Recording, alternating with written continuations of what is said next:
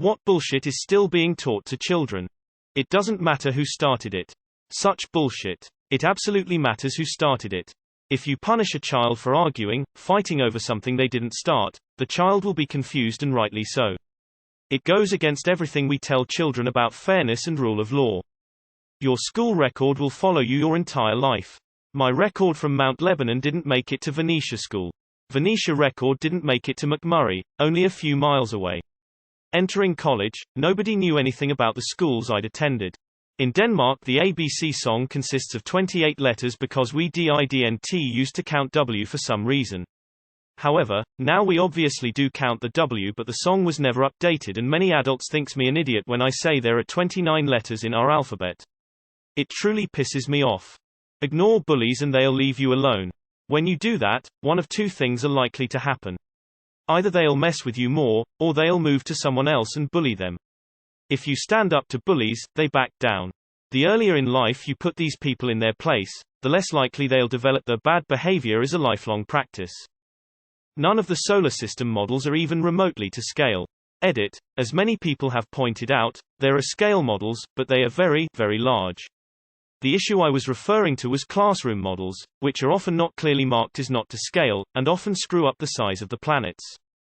Kids are starting social media so early these days, and I think that's very dangerous because it puts a lot of pressure on the kid to attribute their worth to their social media success.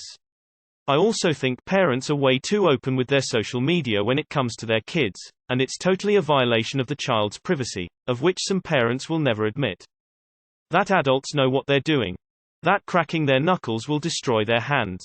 Like, just fucking say it annoys you, Jessica. Ask them to stop. It's not that hard. Stop feeding them bullshit. That Rosa Parks protest was spontaneous, and that she was just some random person. She was the secretary for the president of the local NAACP, and she was chose because she was believed to be best to elicit sympathy for the cause, partially based on her light skin. It was a carefully scripted event, aided by out-of-state activists. I'm not gonna hurt you, tell me the truth. Prior to college, university levels, there is far too much emphasis on simply believing what the teacher says, and not nearly enough on sourcing of their information or independent research. Students are often expected to trust what they are being told is true without being taught how to make sure it actually is true. This has created a lot of people willing to believe the first thing they hear, so long as the person saying it sounds more educated. Politics and misinformation. My 5th grade teacher taught us that our blood was blue until exposed to oxygen, and that's why our veins looked blue. 10-year-old me called bullshit and got detention. I had spent a lot of time in the hospital at that point in my life and had seen my blood drawn enough times to know that was crap. Carrots help you see in the dark. Saw it on a kids show. Memorization. Memorization and intelligence are two separate things. Not everyone is good at memorization either. Children can't have wants, or children's wants are needs. Wants are valid, just sometimes they're not worth the labor or get in the way of needs. I know it's tiny, but it takes Strex. Little Timmy wants ice cream, but needs to eat lunch, so no ice cream. Doesn't want to brush his teeth, but needs to avoid problems, so brush your damn teeth. Doesn't want to hug auntie, and doesn't need to, so can choose to not give the hug. Wants versus needs is not that hard to teach, and on its own doesn't result in entitlement or in being afraid of telling they want something. I'm sure they'll come around and be friends with you. Just remember to be nice to them though if you want things to work out. Total BS. I heard this so much growing up that no matter how nice and understanding I was to everyone around me, people such as my teachers and peers pick on me endlessly because I was an easy target. Parents didn't believe me when something bad happens and they all took advantage of that. Don't take shush tea from anyone. Someone being mean to you. Tell them to back off or make an example of them. I learned real quick that everyone will gang up on you just for the fun out of it. Abstinence-only sex education. Guidance counselors don't care about your feelings and aren't actually qualified to be a therapist for you. That if you are being bullied, the two best solutions are: 1. Tell your teacher. 2. Sit down with the bully and explain how hurtful their words are. The tongue map. Your whole future depends on your exam results. Bullshit. You can return to education later on and succeed if you are motivated enough and don't tie yourself down financially. Self-defense will not be tolerated, bullying will be tolerated because we don't care if you're getting bullied. 1K upvotes go Burr.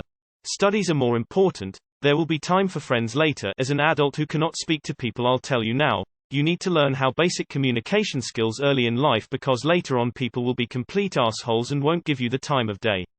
Edit. I'm starting to think I also should have noted that I'm quite skewed since I'm autistic and don't understand most social cues. That you need a 4-year degree to be successful in life. If a boy hits you, that just means he likes you. Heard that a lot as a kid, and I'm sure people are still spouting it. Edit. It's genuinely surprising to hear that so many people have never heard of this before. Maybe it's a southern thing. School is the best days of your lives. Rubbish. School is a toxic, high-pressure, high-anxiety setting that a lot of children can't stand. Bullying, unnecessary exams, unnecessary pressure to decide what you want to do at a stupidly young age, having to meet some kind of peer pressure standard. College and university years were so much better, for me personally. You've still got the exam pressures and, depending on where you're staying, I guess, peer pressure, but you are treated like an adult. That children are dying in Africa are dying due to them. Unless you're married, there's no way to prevent getting an STI from sex. A lot of history. Or at least how they teach it. Most of the time, it's, on this date, this happened, instead of going into straight-up detail. Like, okay, I know who invented the phonograph in 1877. But what impact did that have on society at that time? How did that help the United States get to where it is today? I don't get it. When theories are proven in science, they become laws. That's not how science works. Theories and laws serve two different functions.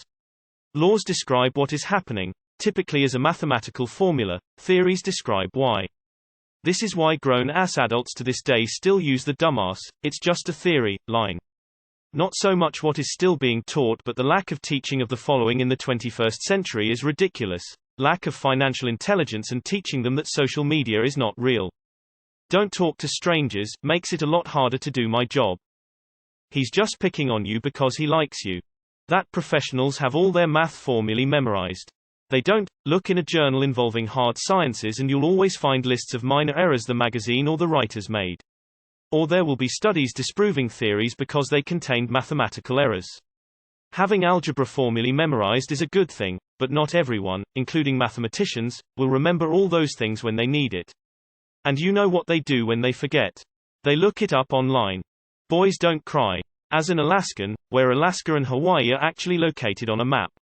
Hint. Not down by Mexico. He only hurts you because he likes you. Can we stop already with setting kids up to be in abusive relationships because they were taught it's a normal expression of love? I was taught my blood was blue. Opposite of the question, but apparently a lot of kids born in the early 2000s don't know how to read an analog clock. I was floored when I learned this. Milk makes you grow and is the best source of calcium. When they don't teach children how to handle death and grief, but they instead lie to said child to spare the pain that they should learn to understand so they can handle more in the future. Sesame Street did it and Big Bird was devastated, but he learned to cope and move on stronger. Essentially what I'm saying is, parents, if your child pet dies and the kid is devastated, don't lie, tell him the truth and help them cope, and help them understand and comprehend why. So when you the parent may die, the child is more equipped to handle grief and not fall apart like I did when my mother died at age 12. Are parents still telling their daughters that if a boy is mean it's because he likes her? Because if so, that needs to stop. Quit teaching girls to put up with bad behavior and quit rewarding boys for their bad behavior. Columbus discovered America. Someday you'll understand. Nope. Still don't have a clue. You can be anything you want when you grow up. Just ignore the bullies and they will go away. It'll all be fine. Standardized testing. That we are all equal. As much as I would love this to be truth, only thing in which we all resemble each other is death. I mean, it's not healthy for kids to think the way I do, but don't lie to them. Of course a politician's kid will have more privilege than you, and of course if he wants to ruin you, you are completely helpless and fucked. Don't think that justice or good will magically win, because it won't. Some people get stuff for free, and some have to suffer for it. That you have to go to college. You do not have to go to get a good job.